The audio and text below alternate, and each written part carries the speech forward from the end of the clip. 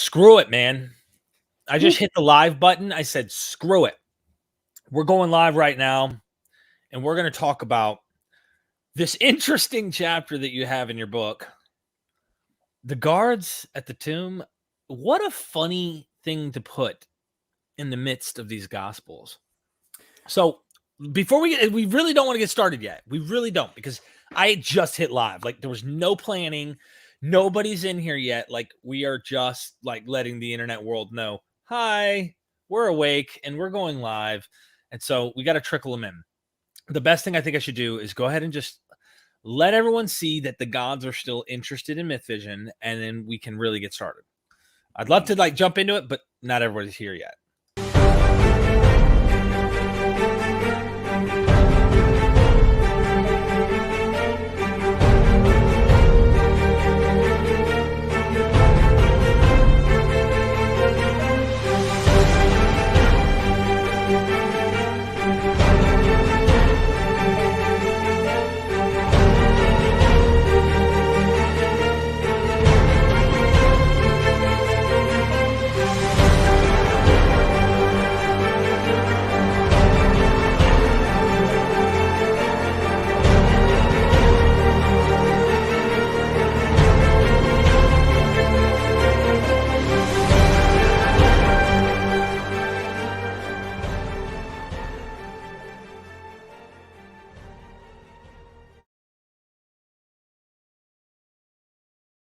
We are MythVision. Welcome back to MythVision Podcast. Ladies and gentlemen, my guest, Jonathan M.S. Pierce, author of many books, but the one we're talking about today, The Resurrection. I read that chapter last night. That was you didn't have much time today. So our audience needs to know, this cannot go on too long. I rolled through the guards at the empty tomb, and I just thought to myself, how, this should really open people's eyes. It really, really should. If you're a fundamentalist who isn't stuck, you're kind of you kind of have subconsciously, I guess you'd say, are open, and you're not sold to the point where you're not willing to test and consider evidence. This chapter right here, this small little window, should make you question the validity of what the intentions of these authors are doing. Are they willing to fabricate narratives just to keep their thing true, to convince other people Jesus is the way, Jesus is the truth? I suppose we should be most suspicious of gospel authors who are the only representation of a particular story, a particular pericope, or whatever. And the question should therefore be, why did the other gospel authors not include this particular story? So when we look at something like this, when you've got the guards at the tomb, why does it not appear in Mark? Why does it not appear in Luke? Why does it not appear in John? Especially if you consider that arguably Luke and certainly John would have had access to Matthew, would have read Matthew as a source before writing their own stories. So why did they choose actively to omit this story? In Mark, it's a different case. He wrote before Matthew, but why did he not include the story? So what was going through their minds? Is this I didn't think it was important to include this story? Or is this, I'm not including this story because actually it's ridiculous and I can see it for what it is, which we'll come on to later. But I suppose that the question is, Derek, what is the story? I mean, what is this guards at the tomb thing? I mean, this is your chapter. For those who don't know, I kind of want to keep reverting back to the book because we're doing this as a series. I want to give everybody who's tuning in later and now currently, I know this was last second. I only had a window of opportunity with Mr. Pierce here, but I wanted everybody to know we're going through his books series. And right now it's The Resurrection. So if you're new to this series here, get the book. You can tune in, and we're doing sometimes a chapter at a time, 2 chapters at a time, meticulously kind of rolling over every stone when it comes to the idea of the resurrection. The next book we're going to do is on the birth, the infancy narrative, if you will, of Jesus's birth. And we're going to, if you will, roll over that stone and show the myth of this. Yeah, the nativity.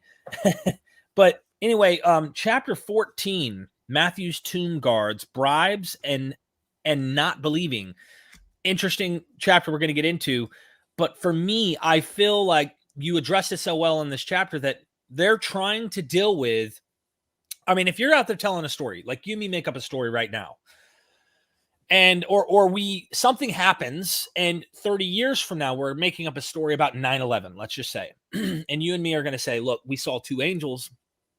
They came out of the lower part of the tower, carrying 10 people in each arm, trying to get them to rescue, and people are not buying it or something. I mean, this is a horrible analogy I just made up literally on the spot, but people are not believing you.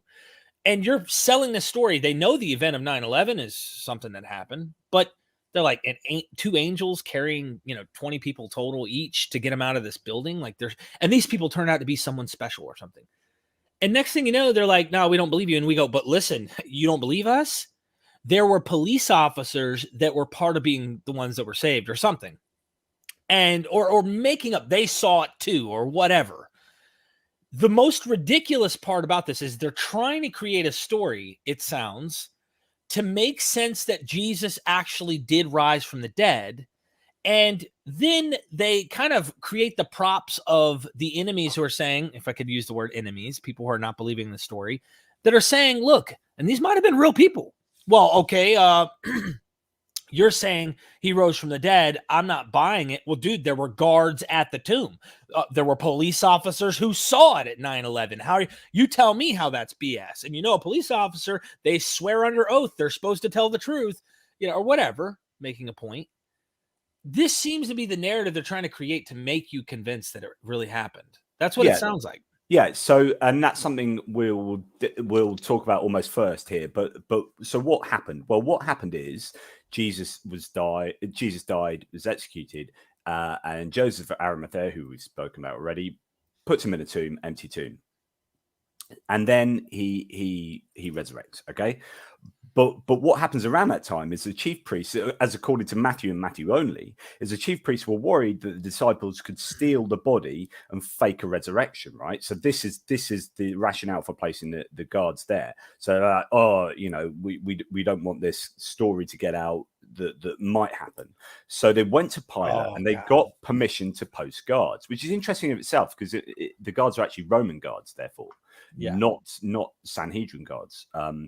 So Jesus then rose. The guards witnessed this and they fell prostrate and they saw basically they were the only eyewitnesses of the resurrection of God, of Jesus in human form. They were the only eyewitnesses. I mean, this is hugely important. So if you're the other gospel writers, why are you not including a story that details the only eyewitnesses of Jesus' resurrection? Everything else happened afterwards. Jesus had already resurrected, but this was the actual resurrection taking place. So then, rather than believe in Jesus, this is where it gets completely nonsensical, right? Right. So rather than believe in Jesus, oh gosh, here we go. Even given that their whole reaction of falling over as if dead and all this kind of stuff, they run back to the chief priest or the priests, and the priests bribe them to claim that the disciples stole the body while they slept. And Matthew claims to this day that Jews report the body as stolen in this way, right? So it's just absolutely, well, it looks to me like a counter argument against the argument that the body was stolen. So just so everyone knows, Matthew 28, he puts this whole reference in the book so you can read and see it. And I think it's interesting to note, we're doing our forensic detective skills here while analyzing this. If you look at verse 15, at the end, he says, and the story was widely spread among the Jews and is to this day. Yeah. I'm willing to grant that story of they must have stole a body. If people were out here preaching, this guy rose from the dead, and Jews are trying to, let's say, play in the sandbox and argue back with Christians, I could see Jews, even at the time when Matthew was written, saying stuff like, no, you got someone must have stole a body. If they're out here teaching this, he rose from the dead, and here's our story. He was buried, and yada yada yada. So they created the guards to say, how could we have stolen the body? There were guards there, but this is the only gospel that has that. And the huge red flag that I think it makes me giggle when you actually say it, because you've already said it, but everyone who's watching, I don't think they caught it the way that I'm catching this. I'm catching this like, oh snap. What you said in here is interesting. Christians love to say, But the disciples would not have died if they didn't know the truth, right? They died for what they believe because they know the truth. Now that's getting in a whole nother topic of martyrdom we're not going to. But the point is, if we grant that, we say, okay, yeah, they really believed that they really witnessed the resurrected Lord.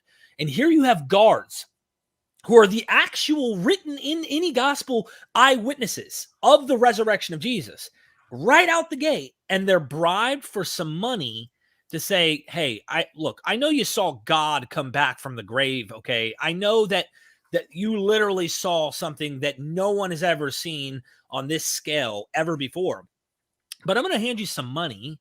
Okay. And you're just going to accept this and you're going to say someone stole the body. That way we're all on the same page with the Sanhedrin. Everything's cool. And these Christians are loonies. It's insane. Yeah, it's insane. So these guys are paid off with a couple of shekels just to say, oh, you've seen the most incredible thing in human history. You have seen God in the face, resurrected, right, as in human form, resurrected, and this is just it's just insane. Yeah, I've seen this. It was incredible. Well, here's a couple of shekels. Be on your way. Don't tell anyone. And if they ask, you fell asleep and someone nicked the body. Okay, yeah, right. And I liken this, and I spoke to you about this before, I think in a previous video, when we did quickly mention Matthew's guards at the tomb. But this is really similar to the 10 plagues in Egypt. I just see this is a fascinating correlation, of parallel, where you've got the entire nation of Israel getting punished by God due to the fact that he hardened, the Pharaoh's heart. And Pharaoh said no, due to God making him say no. And then he sent down 10 plagues to kill and do all this crazy stuff, kill firstborn, cattle, torture, disease, horrible stuff that all of Egypt witnessed and were a part of and suffered. And after all this whole incident, and then the entire army getting massacred by being wiped out by a sea, right? None of Egypt believes in God. They're just like, oh, that whole terrible thing that's just happened to this entire nation, right? Yeah. Let's forget about it. And let's carry on believing in our pagan ways, right? And then no one believes in Yahweh until like 1,500 years later, 2,000 years later, when you get diaspora Jews moving in. Like no one in Egypt believed in Yahweh, and they had the 10 plagues happening, and God appearing and doing nuts and stuff. The angel of death, and the whole 9 yards. Firstborn, people losing their children, Yahweh literally killing people, the angel of death killing people, and they're like, I can't be bothered to believe in that. And so then forward wind to this empty tomb scenario where you've got Jesus resurrecting, and the people who saw that, these guards, and then going, rather than going, right, I'm going to become a Christian, obviously, I'm going to join this sect of people who believe in, because I've literally seen God. Yeah. They go back to the priests who are not their bosses, right? So they're Roman soldiers. They're going back to the Sanhedrin, and Roman soldiers are sentenced to death for bribery. So if they are bribed and find out, their death is online, right? So they're sentenced to death, and they take a couple of shekels and they go on their way, and we're never heard from again. These are like perfect proselytizers for this belief in Jesus resurrecting. Yet they just disappear because they're a mechanism, because actually they didn't exist. Yeah, this is the whole story is concocted, which is the point you're trying to make. And they could have really, they had their own agenda, but I could see an easy story of one of these guards couldn't suppress this lie that they were bribed to try and do. And then therefore they eventually break out. Okay, we lied. He really did rise from the dead. They could have done all that, but that's all coulda, woulda, shoulda. And what you're suggesting is this is clearly fiction. You've got this guy rising from the dead. They're bribed. And I love what some of these statements, because you start building it up here. I'm going to read something that you have. How do you pronounce this? The Alethian? Alethian worldview. It's a defunct blog now, but he was. I've just read Scott Daniels' super chat there, and it made me laugh because having established that the Russians killed Jesus, I firmly believe that the KGB would pay off the only witnesses to the resurrection. I said it was the Russians in the last video. I meant Romans. Oh no, that was why he's saying that. Scott's in the series. Scott's following along. Scott, you're the man. Thank you for the super chat, my friend. No, let's comment about that real quick just to make a point. We deal with human affairs every day. Humans just do human things. So paying off someone who witnesses a killing or a theft, or you saw that person, shut up, here's some money, or whatever it might be, or I need you to be a witness and lie about something. You got to imagine the way Christians portray the resurrection and Jesus. I mean, let's use one analogy. Remember the Roman soldier at the cross, and all Christians, Mel Gibson, everyone presents this. He stabs Jesus in the side. He falls down. The blood's trickling on his face, and he's like, "You are the Son of God." Like he recognizes that this is the Son of God, and it's nothing magical has happened. The guy just dies. Here you have him alive after dead, beyond, he just died. And these guys are willing to take a bribe and risk their life, because they would have been put to death if they were caught doing this, after witnessing the resurrection. Now, anyone can harmonize and try to rationalize and go, they had pure wickedness in their heart, and that's why they were willing to, you can come up with anything to try your best to get through and keep this, but it just becomes more ridiculous when you do. Yeah, it makes you wonder who the actual sources were for this story, because you only have the guards, or arguably the priests themselves. So they are the only sources for this. But I see it as a conversation that went something like this, because what you hear from, we know from Justin Martyr, Justin Dialogue with Trypho, that there were these accusations of the body being stolen. So this was a counter argument the Jews provided to, because you absolutely, you imagine being a Jew and a Christian comes up to you at the time and says, I believe in Jesus, Jesus was God, or Jesus was the Messiah, maybe not God, Jesus was the Messiah and resurrected, and you're as a Jew going, but okay, what's the evidence of this? And they're like, there was a tomb and then it was empty. It's like, well, how do you know the body wasn't stolen? So, and then it develops like this. So I invent this kind of conversation where the Christian says, Jesus resurrected from the tomb.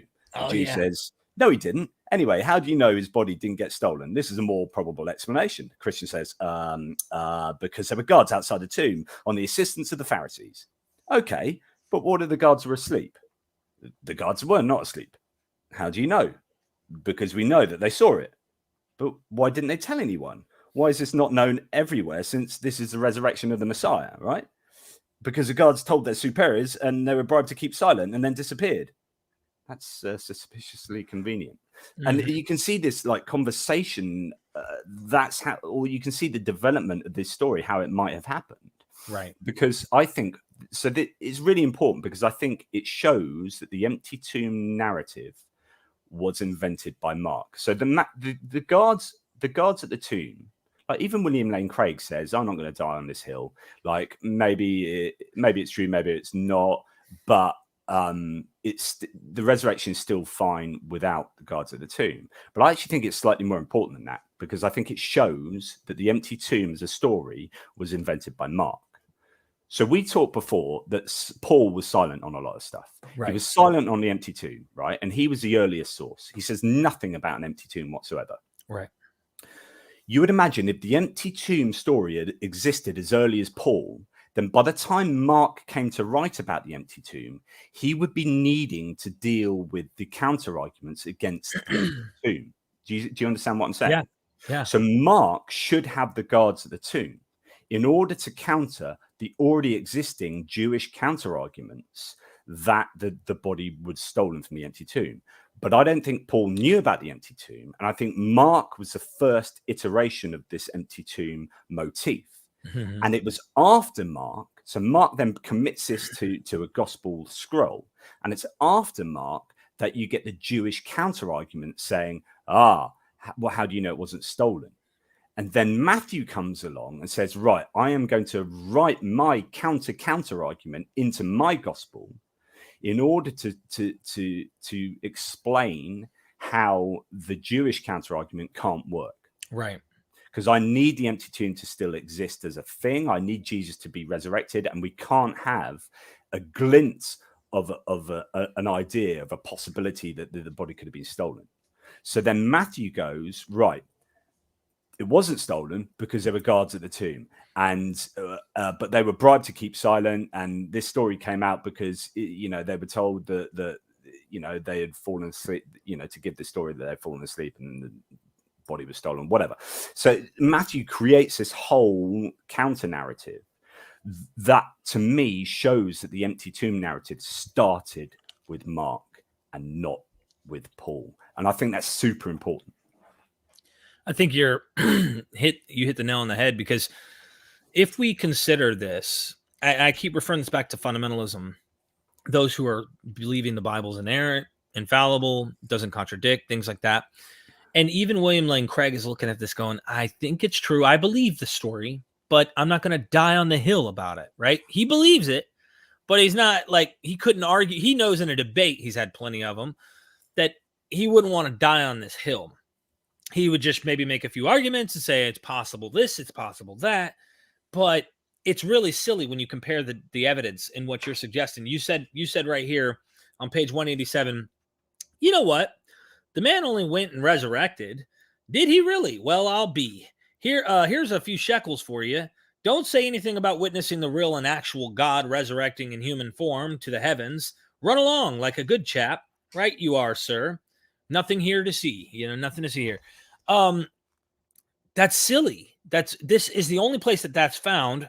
And when you look at this, just as I did as a Christian, if I were a Christian and I was convinced by this evidence, sorry, I just froze. I froze, or my internet went, or something. I missed you for the last 20 seconds, but carry on. I read your phrase in the book on 187, and then simply was saying, if I was looking at this like a Christian, that I was, and I was somehow willing to listen to the evidence you're presenting, this would automatically tell me someone's lying. Okay, even if it's a noble lie. Let's say they think we need this to convince people so they know the truth about Jesus, so we'll lie for Jesus. The fact that they would invent this and put this in here is creating this way of convincing people, no one stole the body, no, there were guards. You're lying and creating a narrative to convince people to believe in Jesus, and yet he's the way, the truth, and the life, right? So we're supposed to follow the truth. Sorry, I went for about 20 seconds again then. I don't know what's I'm thinking you're yeah. sitting there chewing your pen, listening, and then now you're like froze and popping back in. Yeah. But if Jesus is the truth, why are they creating a lie to tell us about the truth? Do you get what I'm trying to get at as a fundamentalist? This doesn't make sense. That's all. Yeah, and to go back to the whole Egypt, why didn't they believe? Why didn't the Egyptians believe? And the whole guards, why didn't they believe? Let's think about the Pharisees themselves, the priests, and think about that. Because, and I'm going to read you a quote from an account that I take an excerpt from Conversational Atheist, and I think this sums up the problem pretty well. So, talking about the Pharisees, these soldiers allegedly have front row seats to the most important and impressive miracle of all time. They don't, however, start worshipping the obvious God-man, whose death and resurrection bring about earthquakes, darkness in the middle of the days, and angels descending from heaven. Instead, they return to the priests that sent them to guard this imposter's tomb and tell them everything that happened. These priests are now in quite a situation. They had to deal with all the stresses of organizing the Passover. Then they had to deal with this rabble-rousing Jesus character. And as soon as they get Jesus sentenced to death, the trouble really begins. There was an earthquake, the temple curtain being ripped from the ceiling to the floor, darkness had covered all the land, and now another earthquake. On top of that, there were all these reports of all kinds of dead saints that were walking around today. Yeah. And to top it all off, the guards that the priests themselves had posted to guard the tomb came running back, terrified, telling them, hey, that guy you sent to death for falsely proclaiming to be sent by God, turns out he is God. We were there guarding the place. Earthquake happens. Angels come blazing in from the sky, rolls away the stone. Jesus came back to life just like he said would happen. At this point, if you don't know how the story goes in Matthew, you might guess that the soldiers and priests became Christians and followed Jesus for the rest of their days. You'd be wrong. So it's not just about the guards not believing in Christianity or changing their minds or converting, but the whole, the Pharisees have paid these guys to go and say, right, pretend, guard this tomb, make sure the Christian sect don't nick his body. Then they come back and say, he just wrote, we just saw him rise from the dead. He is God, or he is the Messiah. Mm-hmm. And these Pharisees go, oh, well, here's some shekels. Go, just don't tell anyone about it. They don't go, oh my God, we're believing the entirely wrong thing, or we need to completely change what our sort of Jewish understanding of what's going on here. Maybe this is a Messiah. They do nothing. It's just nonsense. It's obvious nonsense. Yeah. Yeah. I love this chapter. This is a good primer. And then the next chapter starts off really interesting. Page 190, you say this kind of mere assertion is similar to the 75% of the New Testament scholars claim we saw earlier, and is nothing if not a little lazy. Nonetheless, it will undoubtedly work well on the non-discerning Christian reader keen on confirming their worldview. So if you're in here in the chat and you're just interested in confirming your worldview, right? You're not like looking at this trying to see if it adds up. This works. There's ways you could do this, and this is what William Lane Craig is trying to do. Yeah. But it's more ridiculous to take that. Tell him, what is William Lane Craig trying to say? Well, so what that quote you just said was in reaction to William Lane Craig's theorizing here. So he starts off by going, this is probably true, but one of the reasons it's true is because actually it's a little bit ridiculous. And then he ends up saying, well, I don't believe the Gospel of Peter, because that's crazy ridiculous. Like, right. Well, hang on, you can't say on the one hand I don't believe something because it's crazy ridiculous, but on the other hand say one of the reasons why this is more believable is because it's a bit more ridiculous. Those two things don't go together. And he just I don't know. You want me to read his thing? Oh, you can. You absolutely can do. Yeah. Page 189. But secondly, this is Dr. William Lane Craig, of course. But secondly, it's even more improbable that confronted with this palpable lie, the Jews would, instead of exposing and denouncing it as such, pause for 1 second. I want to say something about that. Today, Christians are arguing to make cases for Jesus, right? Like today we see Otangelo talking once again about the Shroud of Turin. It's like, it's the only thing he has. It's like, let me use the shroud to convince you that this cloth that has blood on it somehow proves this was actual Jesus who was actually resurrected, anyway. But my point is, they do this today. So rather than just waving it off, we sometimes try to engage and understand the origins of Christianity. We look at Paul, we try to go, okay, let's grant this isn't complete bunk and complete fiction. What would have probably happened? What's the most likely probability here? What would have happened? But anyway, the Jews seem to be engaging with the conversation rather than going, it's all BS. They're having a conversation. So the Jews, he's saying, instead of exposing and denouncing it as such, proceed to create another lie even stupider. Is that a word? That the guard had fallen asleep while the disciples broke into the tomb and absconded with the body. If the existence of the guard were false, then the Jewish polemic would never have taken the course that it did. Rather, the controversy would have stopped right there with the renunciation that any such guard had ever been set by the Jews. It would never have come to the point that Christians had to invent a third lie that the Jews had bribed the fictional guard. I just simply disagree. I mean, I just flat, no, that's wrong. Like it's clearly obvious that that's what would happen, which is you get a lie and then you get Jews supposing something else and then a counter argument. And that's where you get to these ridiculous situations that then get hard baked into the Gospels because Matthew decides to include it. And then someone like William Lane Craig has to explain why Matthew includes it. But John, looking at Matthew, says, I'm not going to include that. So either, like I said at the beginning, either it's like, it's not important, rubbish. I can't see how this whole little sort of story part of the narrative isn't important, especially if they are the very first eyewitnesses of the resurrection. And they essentially helping to prove that the resurrection took place. Like why they would not exist in John or Luke's Gospels.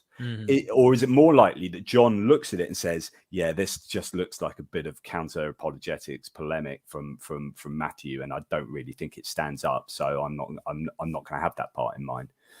That makes more sense to me.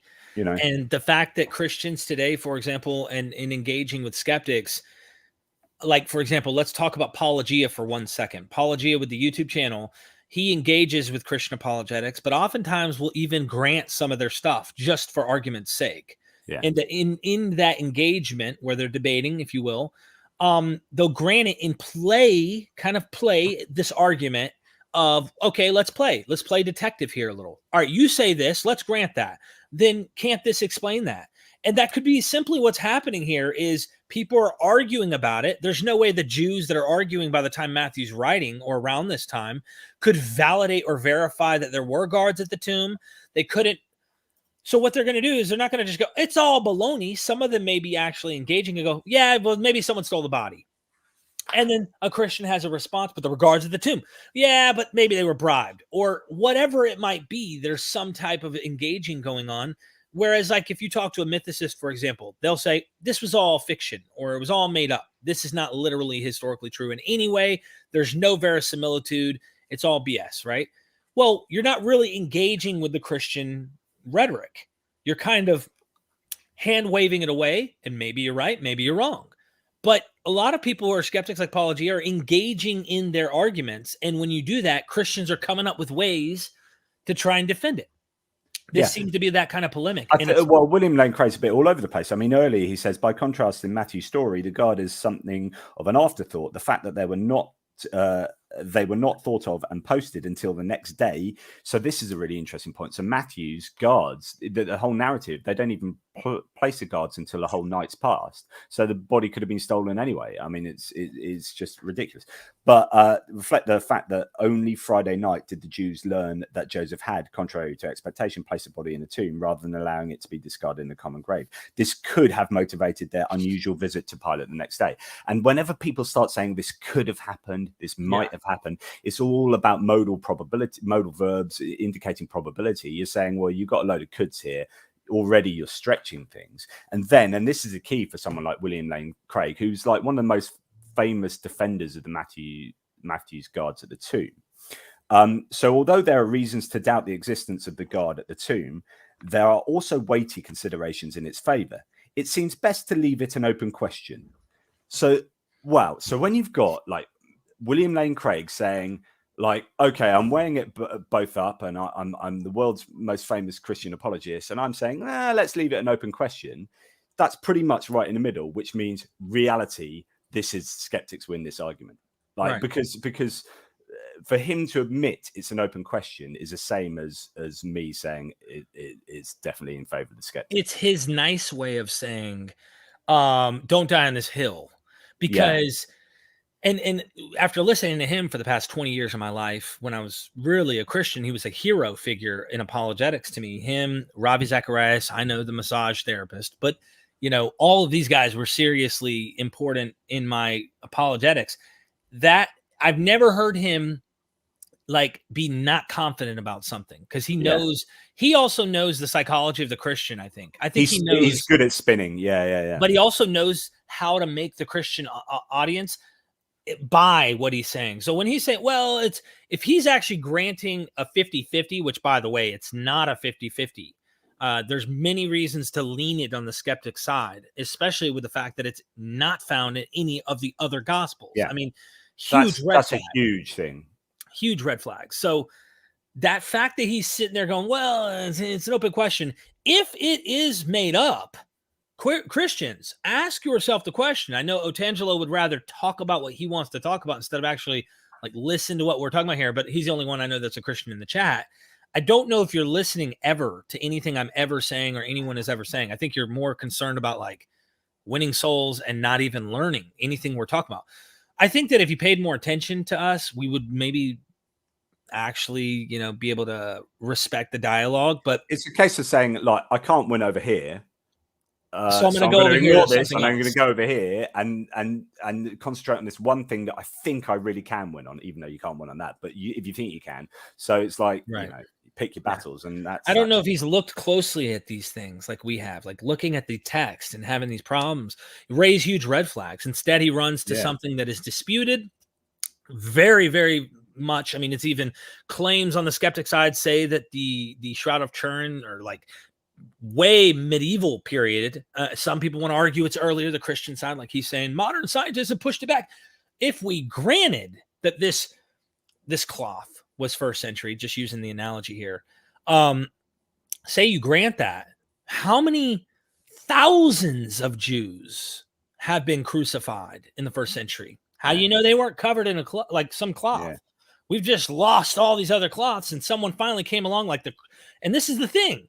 When you have prior probability of the church creating relics, which is what Mr. Monster's question is here, literally purposely wanting you to see the ankle bone of Peter and the elbow bone of Paul, and there's 16 of them floating around the empire, and you're going to tell me a piece of cloth somehow proves God in the flesh rose from the dead? Like, come on, man. So, Mr. Monster, thank you for the super chat. Is it possible that the Knights Templar found out how much baloney was in Christianity after trying to track down all these fake Christian artifacts, relics, if you will? I don't know. It could be possible. I mean, I think relics are an interesting. I have a chapter on veneration of the tomb later that is an interesting one, because on the one hand, I used to think it's a really strong argument against the empty tomb thesis that the tomb wasn't venerated, and you would have absolutely expect it to be venerated. But the problem is Jerusalem was also razed during the fall of Jerusalem. So therefore, if they had known where it was, it is highly likely that it would have been destroyed anyway. But I still think on balance, there is something to the fact that the tomb wasn't venerated. And the idea that relics are super important. Even to Jews, there was this idea of, tombs and dead bodies were important. And so, the idea that the tomb, they supposedly knew where the tomb was. Of course they did, because we know that the woman went there and the disciples went there, and then suddenly they didn't. No one went there again. And it's never, is that because the tomb didn't exist and actually it was made up later and there isn't really a tomb to venerate? Or is it the fact they just decided not to venerate it, or it's maybe too dangerous, is what some Christians say? Bart Ehrman used to think there was a tomb. And now he's actually come along and he's convinced that this is made up, that this is legend. This whole thing is legend. But I did want to mention, yesterday I dropped a video on the Exodus just to make this point. I want to watch that. Yeah. Ronald Hindle, and his whole point was that I thought was fascinating is you have these props, but it doesn't mean that the story itself actually happened. There's many props that are used in these things. And what I was going to get at in this, I guess what I was getting at is, how do you trust these things? Like the fact that the apologists, like Dr. Hoffman that he was talking about yesterday, they only look for things that can connect to confirm their worldview, even though you can't prove any of it. They're like looking for things to try and confirm. Oh, well, Joseph was in Egypt, and there's a Potiphar, and Potiphar, he must have had Joseph and his wife, and he tried to rape her. And like, they're trying to verify and validate the text, because that's their worldview. Their methodology is based on, how do I prove this true? The methodology should be a scientific method, you would think. And grant, okay, that's probably not true. And there are some, like, Catholic scholars, you quote one in your chapter here, Catholic scholar who is very open and honest. Did you want to read that part? Well, yeah, it's Raymond Brown. I mean, I've got that thick book. I don't know if you can see it. That's one half of his book on the death of. See lying there. That's a very thick book. I've got two of them. That's one half of Raymond Brown's book on the death of. It's called The Death of the Messiah. So Raymond Brown is very famous, super famous Catholic exegete. He's dead now, but he's basically the go-to on the birth and death of Jesus. He's just written phenomenally good stuff, but it's quite controversial because he's actually a decent historian who's done an absolute shed load of research and intricate analysis of all the claims. And it doesn't. He actually is pretty honest, and he broadly says that the Luke and Matthew for the Nativity aren't particularly historical. It's all about dramatization and it's about theology, and what he says here is equally so. So. As he says, this is Raymond Brown. Yet there is a major argument against a historicity that is impressive indeed. Not only did the other Gospels not mention the guard at this sepulchre, but the presence of the guard there would make what they narrate about the tomb almost unintelligible. The three other canonical Gospels have women come to the tomb on Easter, and the only obstacle to the entrance that is mentioned is the stone. Certainly, the evangelists would have had to explain how the woman hoped to get into the tomb if there were a guard placed there precisely to prevent entry. There are other internal implausibilities in Matt's account. The lack of harmony with the other Gospels touches on the heart of the story, i.e. the very existence of the guard. I miss out parts here. More accurate is the observation that, as with other Matthean material, e.g. Herod slaughtering the children at Bethlehem and the flight to Egypt, a story with functional parallels to the present story, there is neither internal nor external evidence to cause us to affirm historicity, which is to say that we can't really affirm this as a historical thing that happens. And actually, it's completely implausible looking at the internal inconsistency with the other Gospels. In other words, it didn't happen. Yeah, and it just blows my mind. If that's the case, that this didn't happen, how much can you trust, right? Wouldn't that at least raise that? I mean, for anyone who's just not, and I know I keep saying this, it's like talking to a wall, right? It's what happens when you're talking to someone who's absolutely convinced in their apologetics to trying to defend this. But you would think if you really look at this and see, this seems like this isn't true, this is made up. What else is made up? What else isn't true? How much can I trust of the whole thing? And Paul says, if the resurrection did not happen. Yeah. So there are two things. I mean, what I keep saying in this book is it's theology, not history. It's theology, not history. It's theology, not history. So these guys are writing theology. And again, just to go back to Raymond Brown, he concludes that, of course, does not mean the story is without value. So this is interesting. So the value isn't in its truth, or at least not its historical truth, but in some other. And he talks about this with the nativity. He talks about like theological verisimilitude. So it's like, it didn't historically happen, but it doesn't mean it's not delivering some kind of theological truth. But I always say, well, hang on a second.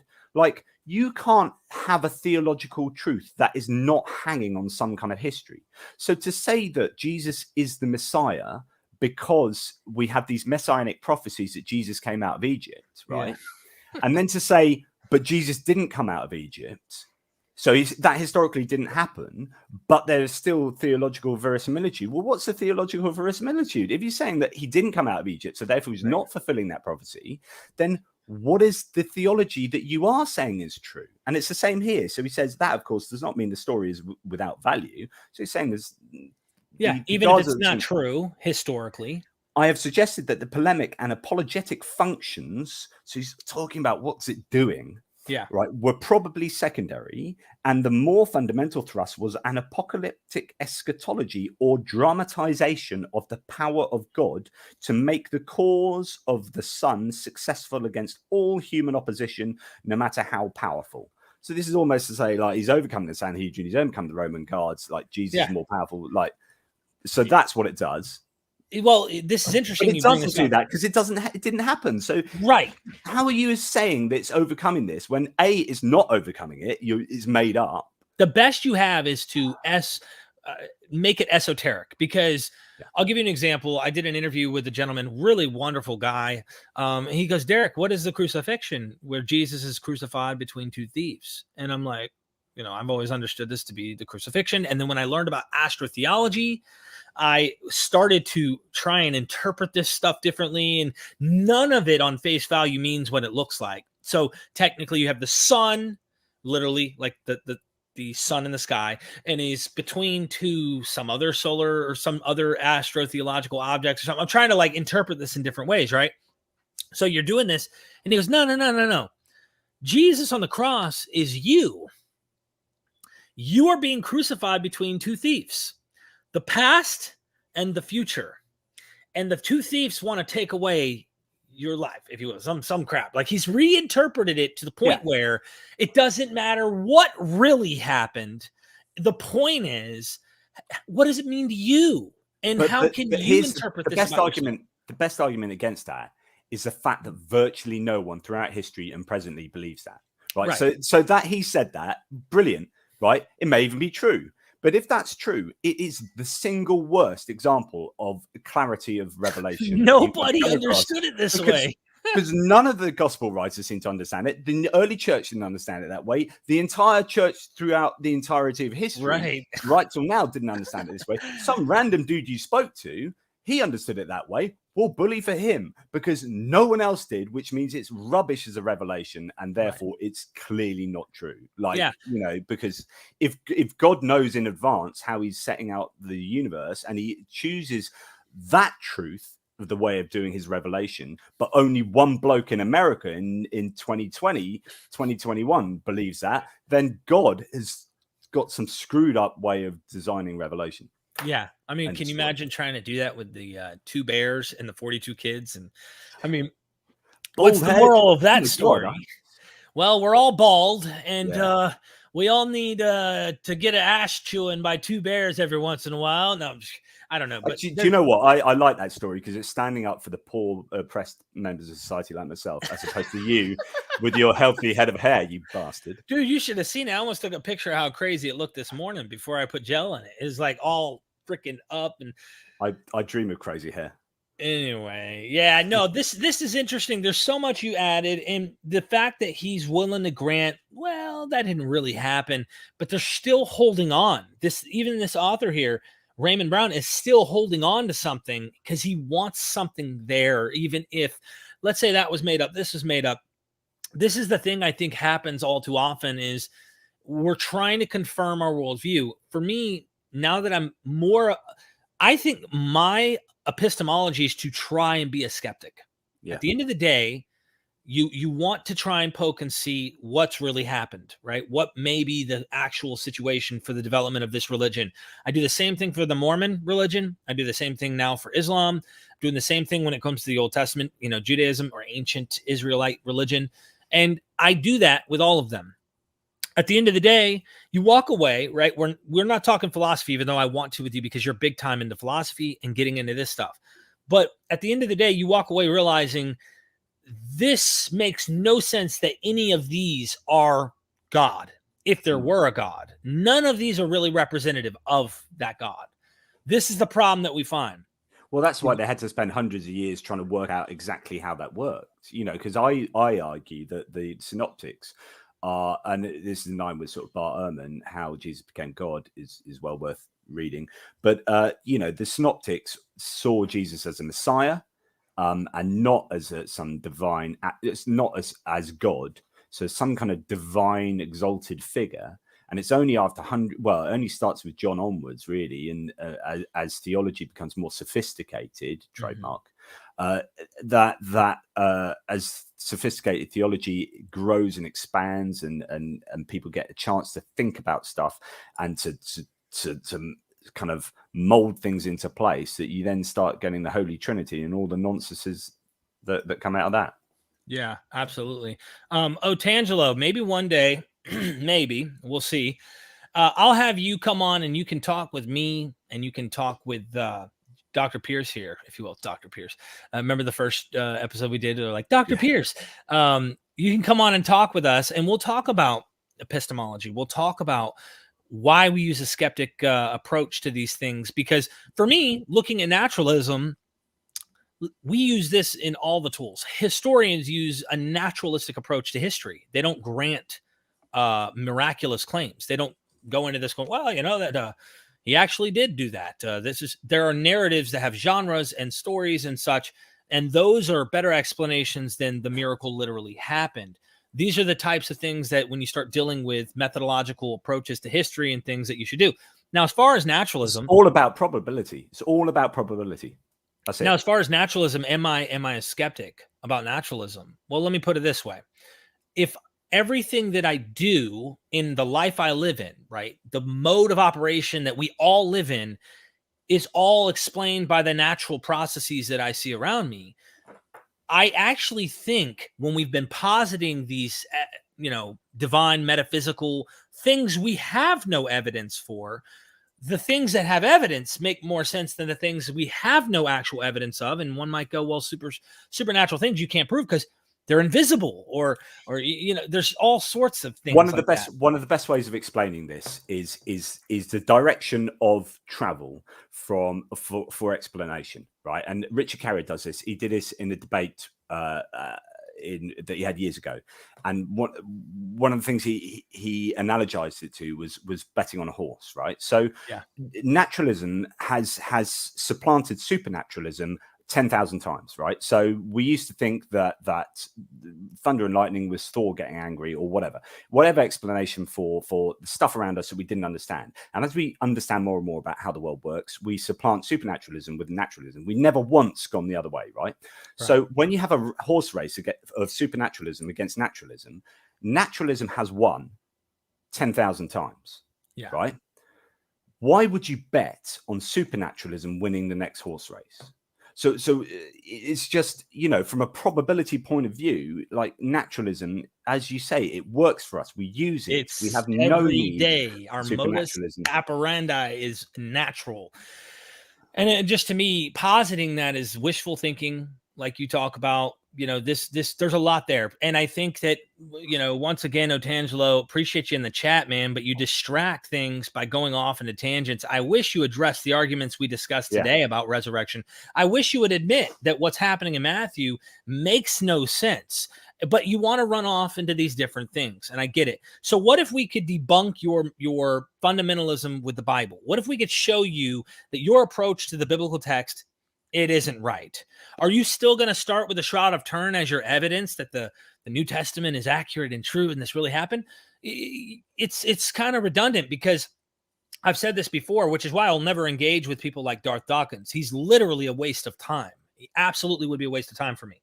The bottom line, he's a presuppositionalist. He's right, and he starts with he's right, and he wants you to believe what he's saying. You kind of do the same thing with, well, I've never seen any evidence for anything that doesn't show that we have a creator. Prove there isn't a creator, Derek. Why don't you prove a negative while you're at it, Derek? And I'd like to Otangelo to prove that unicorns don't exist, like 100% QED prove that they don't exist. Yeah, because all things like that are probability. After Descartes, after I think, therefore I am, that's the only thing we know indubitably, is that because I'm thinking, because I am doubting, whatever this thinking entity is exists. Some experience exists. Outside of that, everything is probability. So we can no more prove God doesn't exist than we can prove God does exist, than we can prove that unicorns do or don't exist. All of those propositions are propositions dependent upon probability, and you're using your sense data to help you arrive at those probability calculations. Mm-hmm. That's what I talk about in the book, using sort of Bayesian analysis in order to try and unpick the gospel accounts and the resurrection narratives. And it's what Bart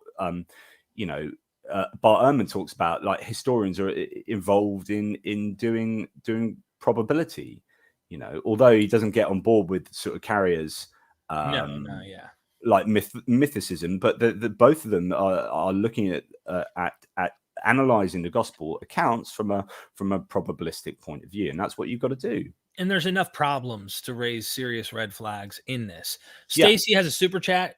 Could Jesus have read the 2 books mentioning surgeries in Asia being performed using a drink that makes people unconscious specifically for 3 days?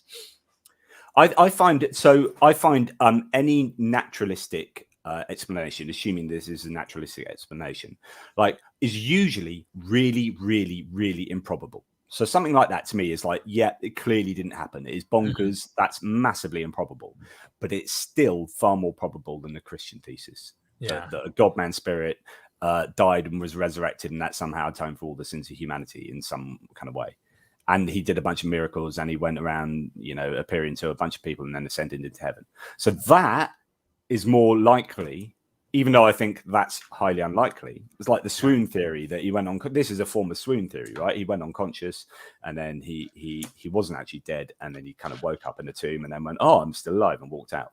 Right, and there are people who are positing that happened. Yeah, that there was some type of way in which but it kind of gets weird on the narratives themselves when he's walking through walls, or sounds like he appears out of nowhere. But then I suppose you take that and then you add like hallucinations and stories and mythologizing over that. So there's your like naturalistic core gist of the story, or core element of the story, and then you build all these add-ons afterwards. I mean, going back to what we're talking about with Raymond Brown and how, and Otangelo even, it's any Christian, it's like, okay, so you've got several options. Either this gospel account is historically and theologically true, mm-hmm. or if it's not historically true, the Christian has 2 options. If it's not historically true, then it still has some kind of theological truth or theological function, right? Right.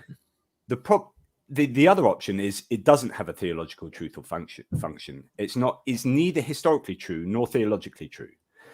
So those are your four options. You got one, it's got everything. Two, it hasn't got history, but it's got theology. Three, it hasn't got anything, right? And the Christian won't like that last option because that renders anything in the Bible that is neither historically or theologically true, and renders it like. So I don't think I could have talked to you 5 years ago, 6 years ago when I first got clean. I was deconstructing, but I was not, or deconverting, if you will, but I was not ready to throw out everything. So what I would do is I gradually deconverted to where I started to make the Bible's interpretations different. And there are some valid explanations for some of these things. Like I never knew there was another interpretation for the bears eating these 42 kids. The number 42 is sacred. The bears could be the Ursa Major, Ursa Minor celestial signs, zodiac, because we know they were into astronomy. Also, Elisha was bald. He was smooth, probably the moon. So here you have the moon and you have the two zodiac symbols and the number 42 playing in a narrative, kind of like Samson. Samson, I think that's a solar myth. Solar myth. He has 7 locks, 7 days of the week, 7 days of sunlight. His hair gets cut off. He's weak. He has no strength. She represents a moon. He represents. Right. So I try to do that with everything. Yeah. Samson's an interesting. Sorry, I almost mentioned this earlier. Samson's an interesting one because it makes no sense actually in a story in and of itself. As a prophet, Samson isn't anything. Like the story is a weird story, right? And it makes no sense. It's not really teaching you anything. It's in there. Why is the Samson story there? And it's best understood because it's a leftover solar myth that had meaning to the people who were putting the Bible together, and it's whacked in there. But actually, the meaning is just a solar myth where Samson loses his strength as the sun goes down. His hair represents the sun's rays. He loses that. He loses his strength. Blah blah blah, and it represents the cycle of day and night, etc. etc. Yeah, but you're right. So what happens is those kind of stories can be seen as that where they have a mythological meaning and not really a historical validity, and that's fine.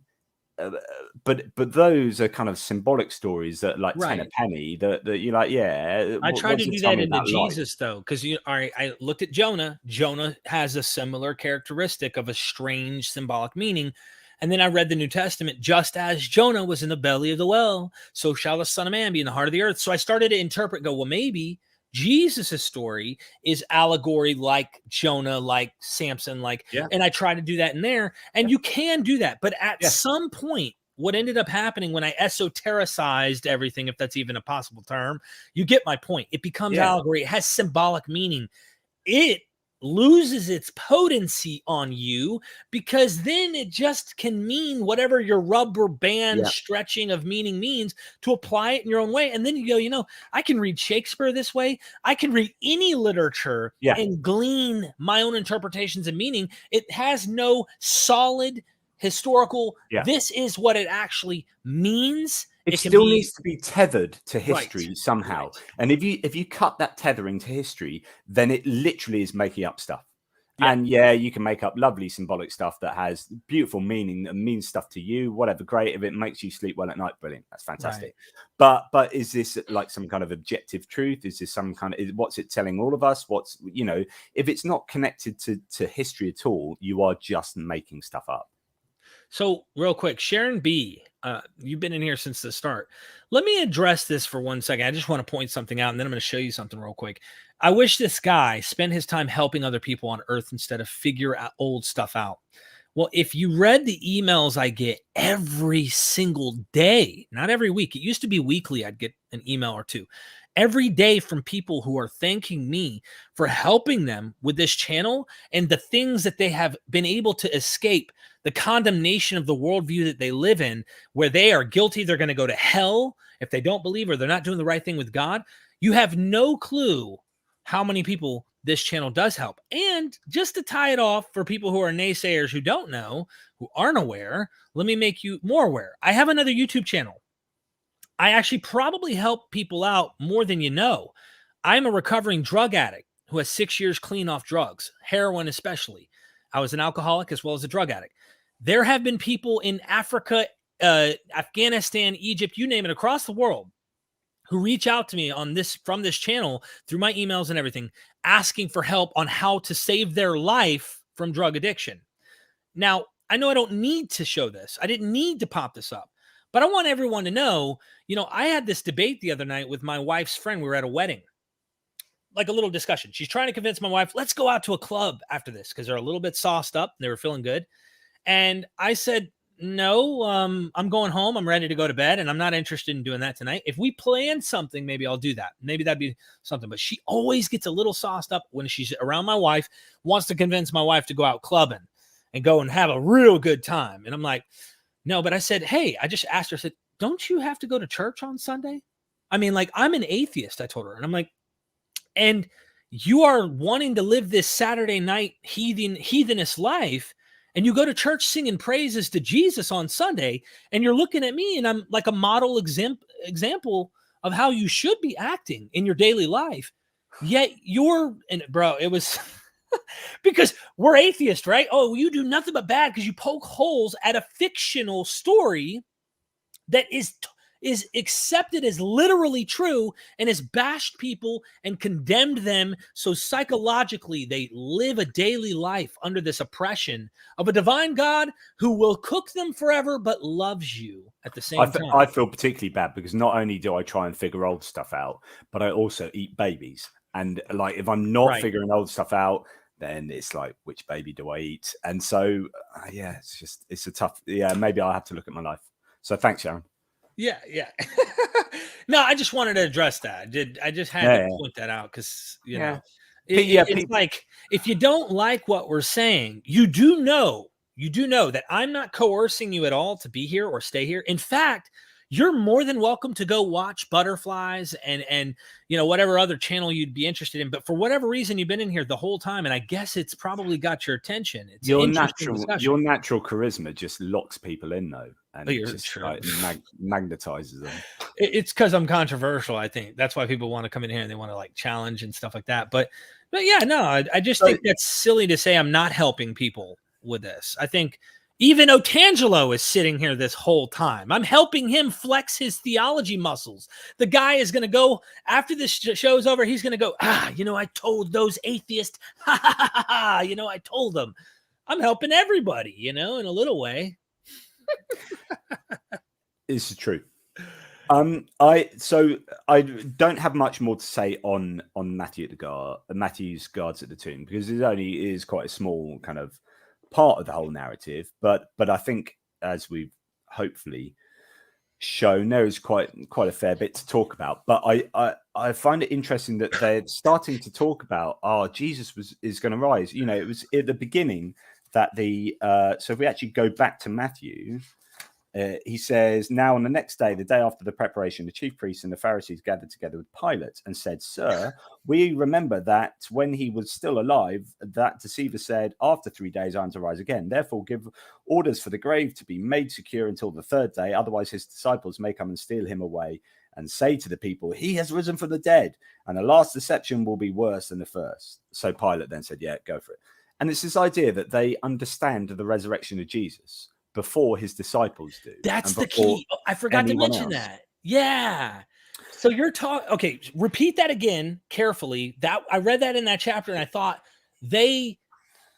so repeat that again. I'm sorry. You've got the Pharisees approaching Pilate, seeming to understand Jesus's predictions about his own resurrection, and his kind of nebulous talk is very cryptic talk about stuff that the disciples don't understand. Like, the disciples appear they've all run away, and they feel guilty and angry and sad, and they've gone back fishing or whatever. Mm-hmm. None of them are thinking about resurrecting Jesus. You've got some women going to anoint Jesus again for the second time, because he's already anointed in Bethany, or do some strange thing to the body, even though it's already been entombed.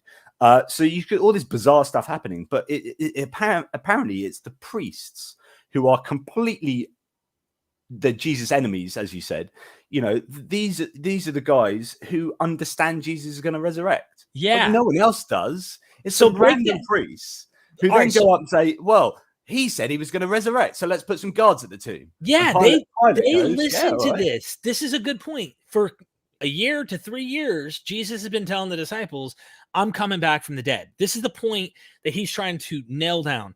I'm coming back from the dead. And the people who don't act like Jesus is coming back from the dead are his own followers. Yet you have guards being placed at the tomb a day after, by the way, he's already been buried. They're placing these guards at the tomb, and they are actually taking the words of Jesus more seriously about him possibly rising from the dead, even though they paint it like, well, someone's going to take the body. So what we're going to do is they're going to try and make sure he rises from the dead. So they put him there. And even in one of those, what's it, a skeptic's response out of that magazine you were talking about, where he simply says, like, it could have been taken the very first night, for all we know, as a possibility if you grant that there was an empty tomb or there was a tomb. But they place guards the next night, whatever type of position you take. It makes no sense that the enemies actually take the word of Jesus more and the disciples go flee and are hiding and running away. Makes no sense. The whole thing doesn't add up. Yeah. Just weird. Yeah. So, I mean, it's obviously, to me, it's obviously a counter argument of Matthew, as I said earlier, to combat the Jewish claims that the body was stolen. So Matthew needs to do this, but it also tells us that the empty tomb motif didn't start until Mark, and it's Mark then prompted the Jewish counter arguments to which Matthew was reacting against. And this also shows that the empty tomb narrative didn't exist with Paul, which means it didn't happen, which means there's a later embellishment. So actually the guards at the tomb is symbolic of a much bigger claim, and a really important claim, that the empty tomb narrative was a later embellishment that had theological function, as we'll talk about in a future video, and it didn't exist with Paul, and therefore it didn't happen. There was no empty tomb because, of course, as we saw in the last video, Jesus would have been buried in a criminal's graveyard. End of. Awesome. Excellent show. And this was one small chapter we just did today. So everybody, please, number one, get the book, because we're right now on page 193 now. And the chapter we're going to be dealing with, well, chapters next time probably, will be chapter 15, A Tomb, an Empty Tomb. We'll probably get through that and get to the woman at the tomb. Who were they? I suspect we'll probably address that as well in the next episode. But yeah, go on Amazon. The link's down in the description. It is The Resurrection, a critical examination of the Easter story. And tag along. The next one we're going to do is the Nativity, going into the birth of Jesus. Also his YouTube channel. Please, let's get these numbers up. 623 right now, subscribers. We're trying to get him over 1,000. Let's start there and get him over 1,000 subscribers. You're a legend, Derek, because that has doubled as a direct result of you. So thank you. Well, we're going to make it happen, man. This is what we do at MythVision, and there's no reason you shouldn't have 1,000. I definitely look forward to conversations with you on philosophy as well. So well, it's going to be interesting. So if we do get through the resurrection in November-ish, I don't know what your schedule is, but it looks like it could tie in that the Nativity will be discussing it around Christmas time. So do you know what? Maybe there is a God. He's just arranged the world in such a way that we would be discussing the Nativity around Christmas time. Well, I'm looking forward to getting in through this into the Nativity right around then. And everybody go ahead and check out that material. Please go subscribe to him. His YouTube channel is in the description of this video. In fact, I'm about to just fix this here. Hold on. I went to videos. Let me go to home. We don't need featured. Let's delete that. Boom, boom. What? Hold on. Let me see if that's the right thing. I'm trying to make sure this is right. Yeah. There you go. Boom. Copy. We're going to put it in the comments so everybody, for people who are like, what's a description? There's some people who don't know. Here it is in the comments section. Go and subscribe. Even if you want to harass the guy and you want to tell him, why aren't you helping anybody? You need to stop doing this. You're such a bad person for trying to help free people from hell. in their minds because it's So fictional. I tell you what. So we did a heaven and hell video recently, didn't we, Derek? And I've done a couple with Neil over at Gnostic Informant. I'm presently writing a book because oh no, it's not here. I've just written a book called Why I'm Atheist and Not a Theist. Uh-huh. But I'm writing another book, which is at the moment something like 25 arguments against God and heaven and hell. I haven't thought of the title exactly, but I'm basically a load of arguments where each argument is going to be like 2-4 pages. You know, just a bunch of different arguments talking about how heaven and hell are just completely incoherent, how prayer doesn't make any sense with an omniscient, omnipotent, omnibenevolent God. You know, God changes his mind because suddenly gets a prayer and all this kind of stuff. So, and that's all the stuff I love talking about as well. So I really enjoyed that video. We talked about heaven and hell. That was pretty cool. I don't know where I was going with that because you reminded me, and that reminded me about something, but there was an argument I was writing the other day that was pertinent to what you were just talking about, and I've forgotten, so I do apologize.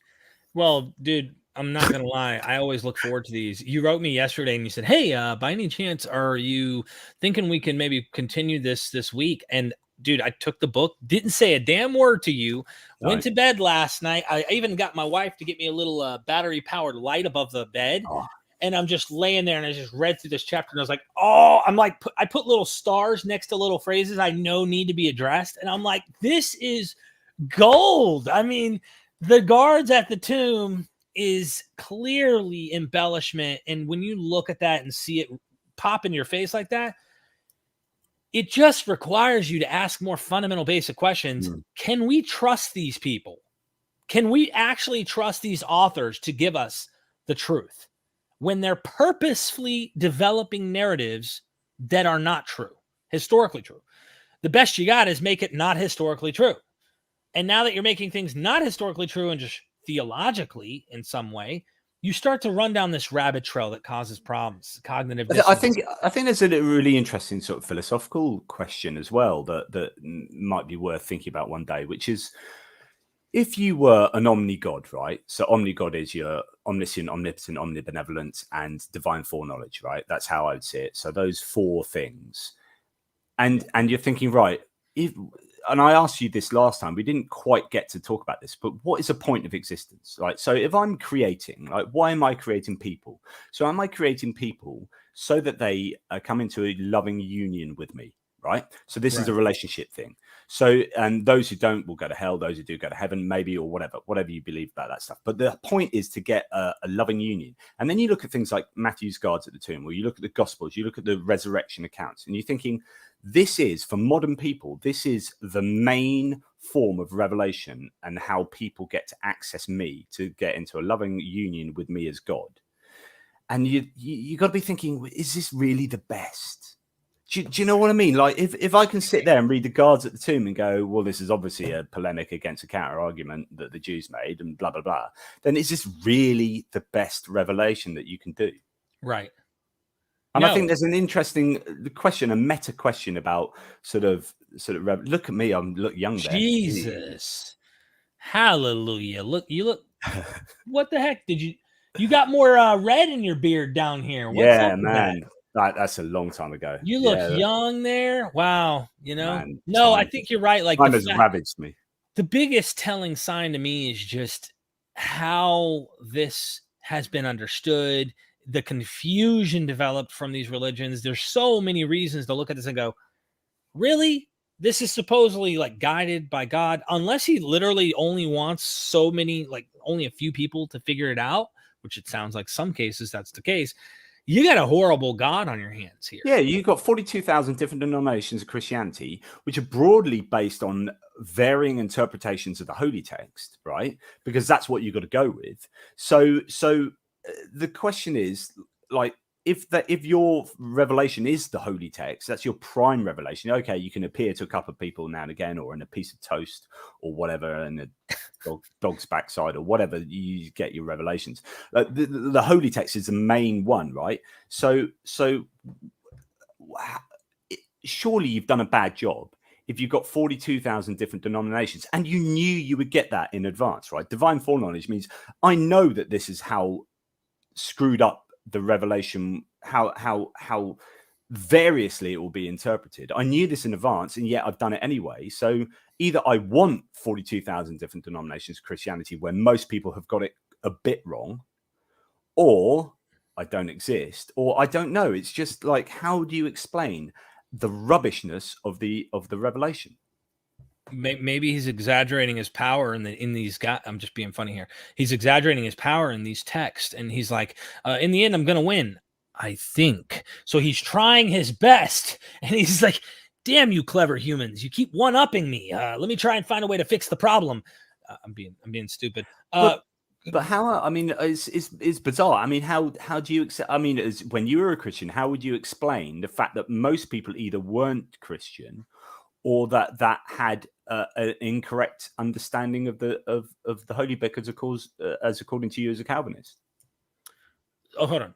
Say that again, so I'm not. So you as a Calvinist, or you didn't have to be a Calvinist. You as a particular type of Christian, right? Okay. You look at the world and you think there's 7 billion people on Earth. Most people aren't Christian. Okay, so that's a problem in itself. Then of those who are Christian, most of them believe a different form of Christianity to what I believe. Right. So, and I believe I'm right. So therefore, most Christians are wrong.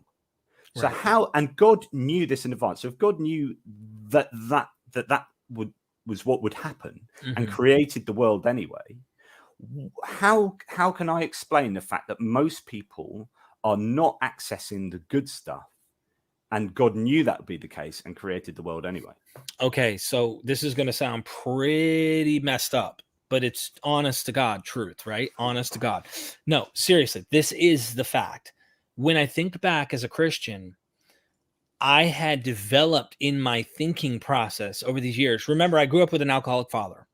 So, I can't read everyone's mind, but I can look at their actions, and you can kind of tell how sincere and devoted is a person to a particular worldview or a particular religion based on the way they are acting.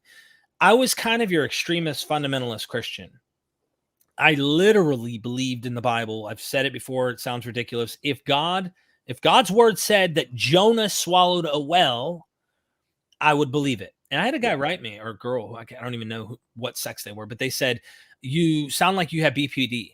You have bipolar disorder or some type of schizophrenia or something, because you just made that statement. And I was trying to make the point that the whole reason I said it is not that the text says that, but if the text said that, I would believe it. And I like to say the cloud, which is our thinking, and our experience, which I like to say, I just touch my chest and say, in us, I connected what I thought to be true with the text. And I attached my experiences, which are real. We have experiences, and I connected them. So I made the word of God, the Bible, the absolute truth. And that I attached with my experience.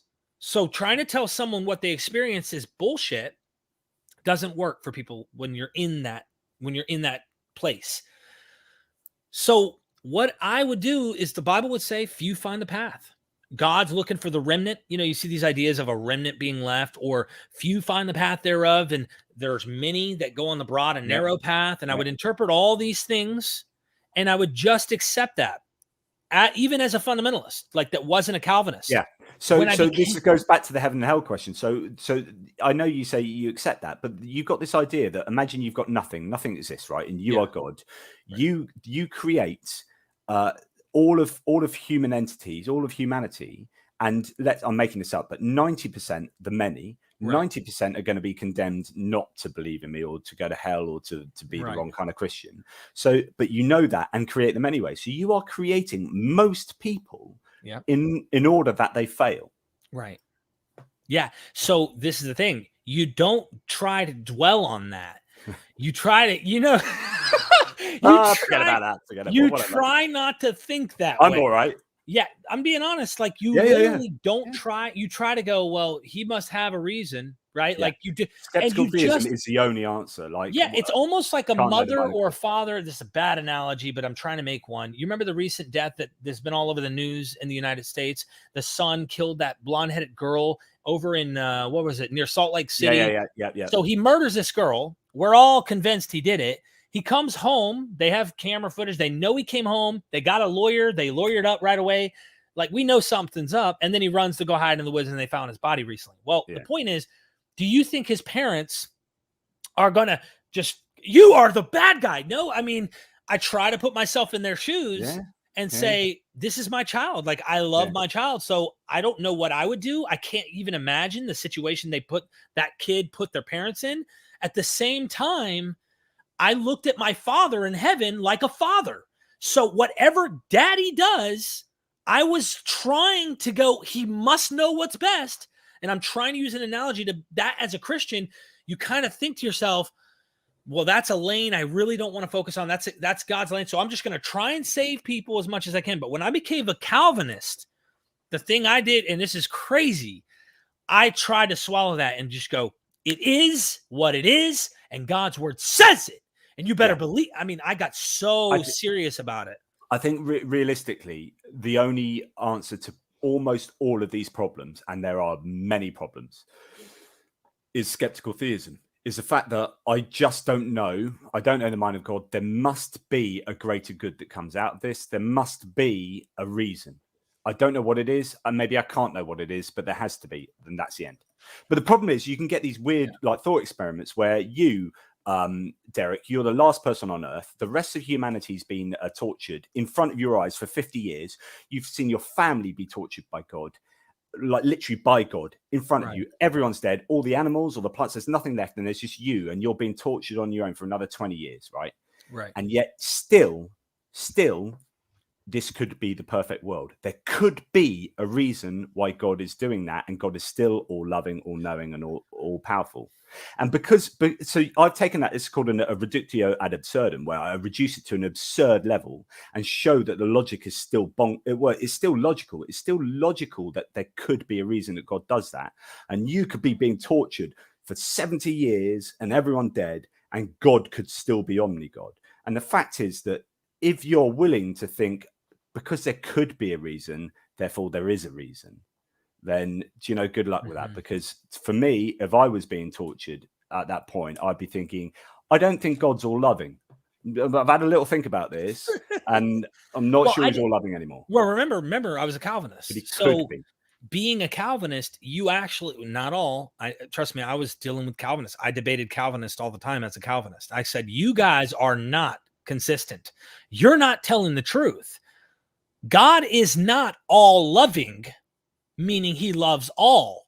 God is love, and what he loves, he loves completely. And I accepted that God hated. Why? Because the Bible teaches this. I don't care what anyone said at the time. And by the way, even today, I'm convinced of this. Psalms 5:5 does not say God abhors the iniquities of the workers of iniquity. He says he hates the worker of iniquity. Psalms 5:5. And you can go in the New Testament, find this in the Old Testament. Jacob I loved, Esau I hated. Hate doesn't mean hate, Derek. No, it does. And trust me, you can find this elsewhere over and over. So God loving everyone and wanting everyone to be saved, simultaneously in his own text saying he hates people. Good old tribalism. Yeah, you got your in-group and your out-group. And Charles Wilcox there has got a super chat. I think that's referring to the theories that there is an original sort of Hebrew Matthew and even Hebrew Gospels, Aramaic, the out of which Matthew was translated or whatever. I don't think that's particularly held these days, particularly tenable. I need to look into that, but as far as I understand it, most scholars reject that.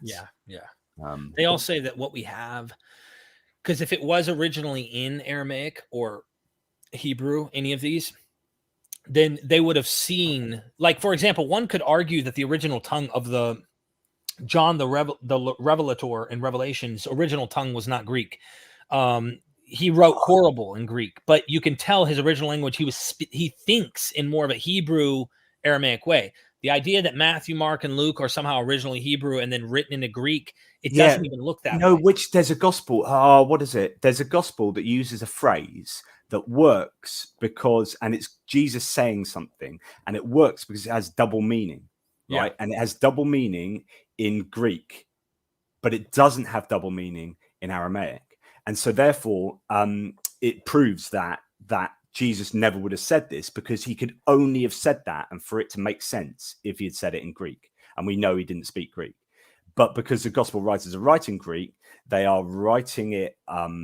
They're writing something that makes sense in the Greek language. So Jesus said this, and isn't that a clever double meaning, because it means this and it means this? But of course, it only does that in Greek. It doesn't make sense in English that way, and it doesn't make sense in Aramaic. And so that's just a really nice little argument that. But I don't know what gospel that's from. I need to. You know, I feel like showing you just this for the whole free will thing. Otangelo in the chat said, God doesn't, he lets your free will stay intact. He never coerces. He's never involved, even though there's clear indication he grants. Fairly sure he hardened Pharaoh's heart at least once. But he also is granting salvation. You see this in Philippians. You see the idea that like he's the one who gives it to you. Like you're not, this is stuff that gets into the whole free will and predestinarian thing. But think about this as a parent. And this is what I did. So we talk about the perfect world or how you think you're more moral than God. This is an old channel of mine called Derek 4, the number 4, God 777. And it's back when I was a Calvinist. Bear with me. I'm going to show you the intro. I want you guys to travel with me as a Calvinist who used this as an argument as a parent. And I've got a 6-year-old grandson. Now let's just suppose he's down here with me, and we're out here tomorrow afternoon horsing around as we do when we get together, and he gets running out toward the street, going out to the highway. This is my own child and me filming it, by the way. But he's talking about his grandson who's going out to the highway, and it's dangerous. What's the highway? The highway to hell, baby. But seriously, he's on his way to hell. Everyone is born on their way to hell unless God saves them. That is the teaching of Christianity. I don't care what anyone says. That's obvious. Here we go. Let me mute me and. He kicks his football out there and he runs to chase it down. And I look at him, I said, Will, son, don't go to the highway. You might get hurt. And he just ignores me, keeps on running. And I said, Will, please don't go to the highway. You're going to get run over, son. And I'm just standing there hollering at him. And he ignores me, keeps running. And, Will, son, don't go to the highway. Lester slapped me on the head and said, go get him. Oh, I couldn't do that. What do you mean you can't do that? Oh, I love him too much to interfere with his will. Oh, stupidity. Oh, stupidity. Love is commitment to the good of its object. And love that has the power to save will save. And if God loves everybody, he'll save everybody. If he doesn't save everybody, it's because he never loved everybody. Boom. Enough said. And that was from a Calvinist pastor. I used to love this guy, Don Fortner. And it's so clear to me that, as a parent, you're not going to just say to your child, if you could stop them, if you had the power to stop them from going to the highway in hell, if you actually love them, you will not let your child run into the highway. I don't give a shit who you are. And I will die on this hill. I'll argue tooth and nail. I don't give a shit what anyone says. I'm dead serious about this. It's a whole this right here irks me more than anything in the world when a Christian wants to go, you don't know what you're talking about. And God, he does want everyone saved. And at the same time, I'm like, you know what?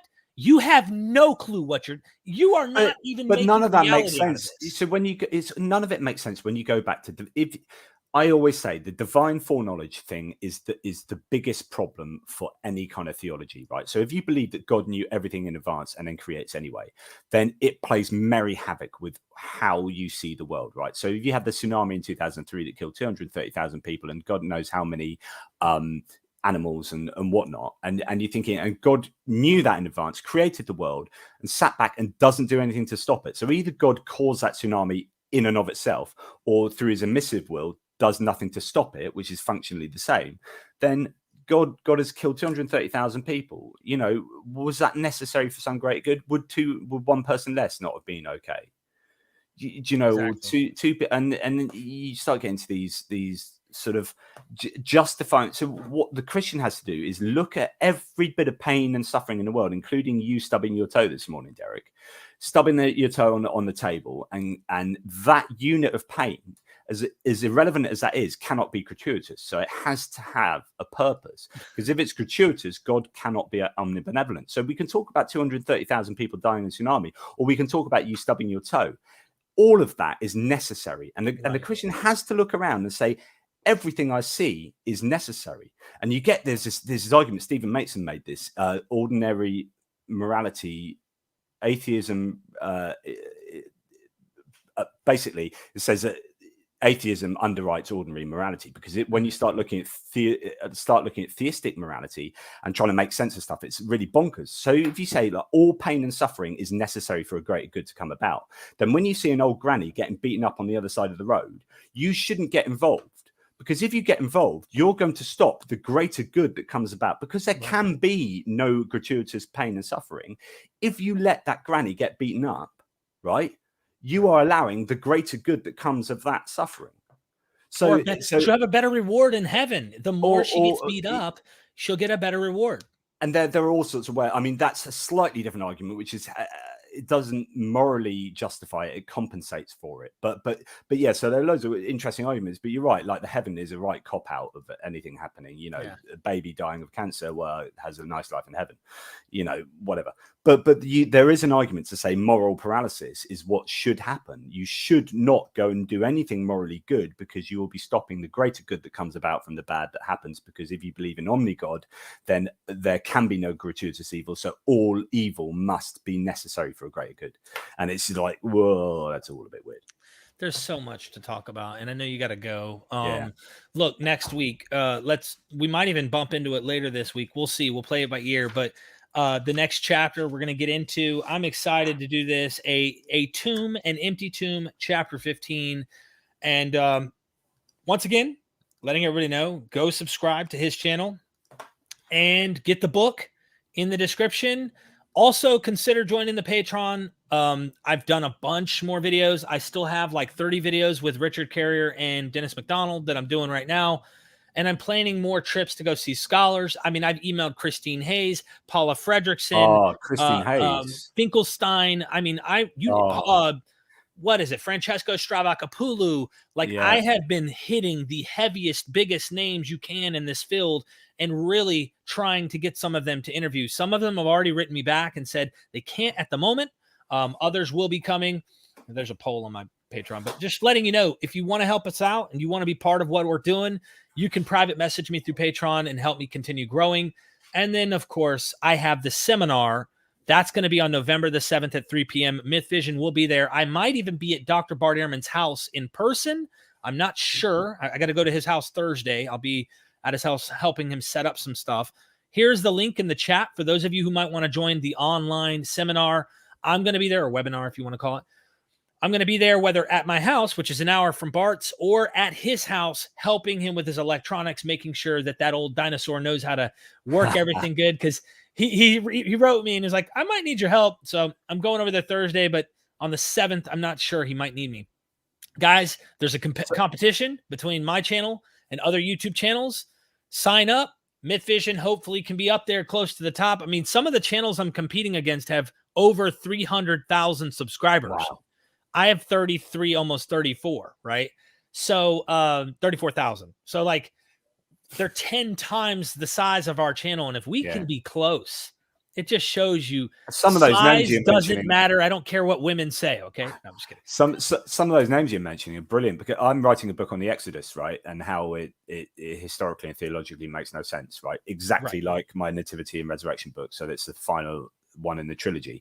But some of those names you mentioned, I'm dipping into all of those sort of scholars for their expertise. And it's exciting that you're speaking to such a wide range of esteemed scholars. Yeah, absolutely. And I'm going to continue. And I've got guys like you who, though you don't have a PhD, you're reading all the scholars. You're coming up with these things. So if your kid is running out into the highway, I hope, and I think intuition will tell you, I think you're going to stop them from going into the highway. Love you, man. Thank you so much. I appreciate you. And until next time, let's do this again. Any final word? I just love what you do, especially when you speak to me. I love that. That's brilliant. No, well, thank you so much. You're an awesome guy, and appreciate this and look forward to the next one, man. Well, thank you for taking more time than you had Your kids are probably behind you somewhere going, Dad, hurry up. But they've eaten all the Halloween sweets and they're now dribbling on the TV. Yeah. Well, thanks, man. Until next time, ladies and gentlemen, never forget, we are MythVision. MythVision.